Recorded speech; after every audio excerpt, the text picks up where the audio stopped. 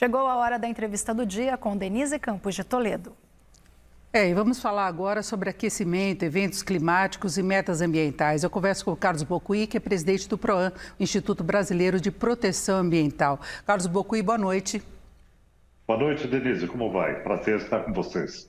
Eu agradeço muito sua participação. Vamos começar falando desses eventos climáticos que nós estamos acompanhando nos últimos tempos. Há pouco conferimos o que aconteceu com o ciclone aqui no Rio Grande do Sul. Nós temos extremos de temperatura, inclusive recordes mundiais, 3 na sequência, mas temperaturas, por exemplo, dos Estados Unidos, do Canadá, na Europa, no México, passando dos 45 graus. Até que ponto isso é reflexo do aquecimento global? Porque neste ano temos também o El Niño, que também provoca muitos eventos, não é? Olha, Denise, são as duas coisas, né? Você tem um processo natural de aquecimento, o El Niño é um fenômeno natural, ele ocorre em intervalo com a Laninha, né? Que esfria as águas do oceano, o El Niño aquece. Então, isso de fato é um fenômeno que ocorre com frequência. Porém, o aquecimento do planeta, ele faz com que esses eventos eles sejam potencializados.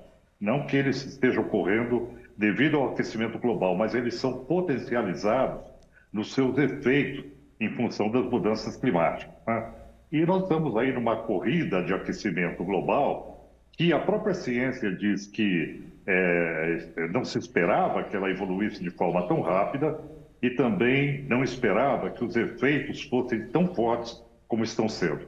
Então, isso está sendo eu diria, uma surpresa até para o próprio IPCC, que é o painel intergovernamental que faz esse monitoramento.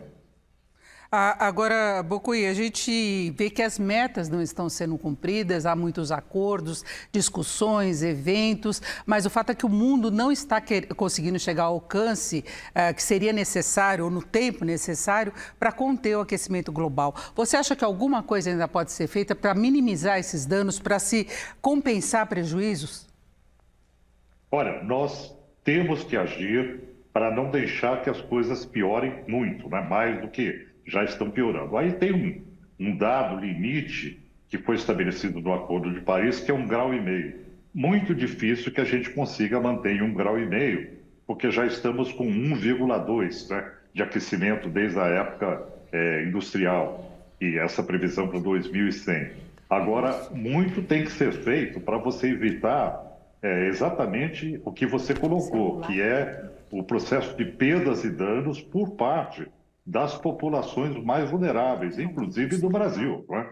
Veja o que aconteceu no sul do Brasil nesses dias que antecederam agora com o ciclone extratropical. Então é preciso que o acordo climático ele vá além da questão da mitigação dos efeitos de estufa, mas coloque de fato para funcionar o acordo por perdas e danos, onde os países que são os mais poluidores aportem recursos para que os países mais vulneráveis e em desenvolvimento possam ter uma reparação de dano. E aí eu foco principalmente a África subsaariana e as ilhas do Pacífico que estão desaparecendo, né? Como Tuvalu e outros, né? Então é muito importante que o acordo previsto para as cúpulas climáticas de perdas e danos ele seja realmente sacramentado pelos países que poluem.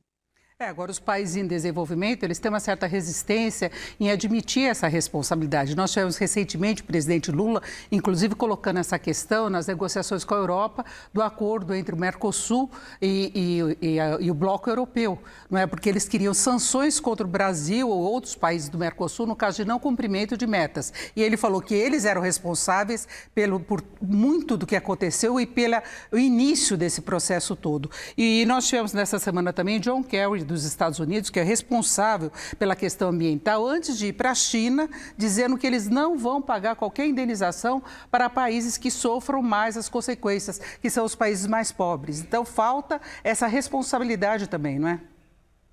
Falta responsabilidade e falta um espírito humanitário, porque, na verdade, nós estamos diante de um problema que não é provocado pelos países pobres em desenvolvimento, mas sim pelos países que já têm no seu processo de desenvolvimento as matrizes fósseis, de combustíveis fósseis. E aí você veja que a grande pendência hoje global com relação a praticamente 40% dos gases de efeito estufa, está aí nas mãos dos Estados Unidos e da China. Não é?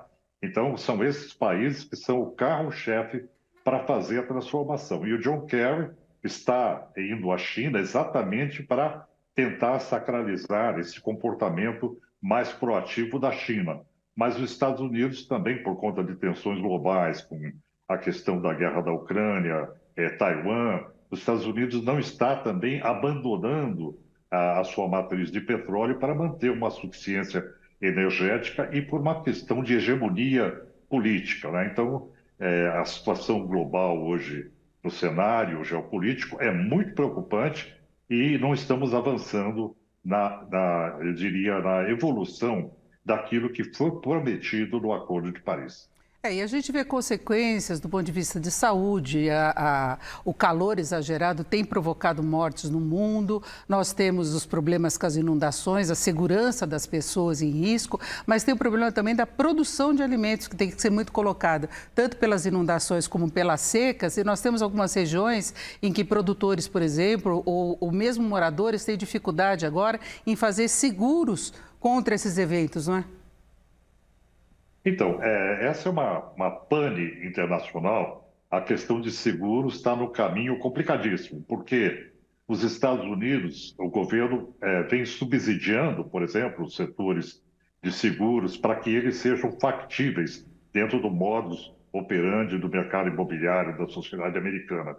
E, para questões agrícolas, você tem problemas hoje de insegurança climática com relação à perda de alimentos. E isso gera o que a gente chama de insegurança alimentar também, não é?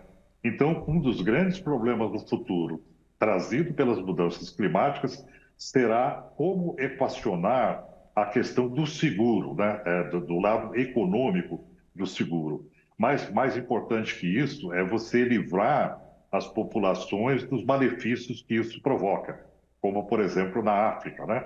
E até mesmo no Brasil, com as fragilidades que a gente vai ter no futuro, com relação às áreas do Cerrado brasileiro, né, que são muito vulneráveis, a região que a gente chama de Mato Piba, né? A gente pode ter aí sérios problemas de desidratação dessas regiões e, consequentemente, por conta também da temperatura, uma perda de tipos de agricultura que são hoje praticados no local. Agora, Bocuí, a gente ainda tem uma discussão bastante polêmica em relação ao que pode ser feito para minimizar os danos do aquecimento global. E nós tivemos a demissão aqui em São Paulo do secretário responsável pelas mudanças climáticas, após ele falar que nós não vamos conseguir salvar a Terra. Não é? Que a Terra vem se salvando há bilhões de anos, que ela se processa, dando a entender que em algum momento a humanidade vai sofrer as consequências dessa situação toda, porque a Terra se ajusta. Como é que você vê essa discussão? Bom, mexer com os ecossistemas terrestres leva a uma reverberação do planeta no sentido de desequilíbrio, e é o que nós estamos assistindo hoje, né? Isso é um fato. Porém, o que é interessante colocar nesse processo é que a teoria de Gaia, de James Lovelock, ela era praticamente preponderante até quando se concebeu que a Terra passa por um processo que a gente chama de antropoceno, onde a intensificação das atividades humanas leva ao desequilíbrio planetário. O maior exemplo disso é o aquecimento global. Então, hoje, a grande lição de casa é realmente eliminar as causas dos desequilíbrios para os grandes ecossistemas globais. E aí a questão climática, né? E a grande responsabilidade com a queima de combustíveis fósseis. E isso provoca gatilhos nos grandes ecossistemas planetários que podem complicar muito a situação no futuro, como a alteração de correntes marinhas, como a questão do derretimento do Ártico, liberando o permafrost, o metano para a atmosfera, que é uma verdadeira bomba de metano que está lá embaixo, né, do Ártico. Então, essas situações, elas têm que ser solucionadas com a ação humana. É o corte, a redução da emissão de gases de efeito estufa. Ainda há o que fazer para minimizar toda essa situação. Agradeço muito a participação do Carlos Bocuí, que é presidente do PROAM, Instituto Brasileiro de Proteção Ambiental. Bocuí, muito obrigado, uma boa noite, bom fim de semana. Eu que agradeço, boa noite. Com vocês.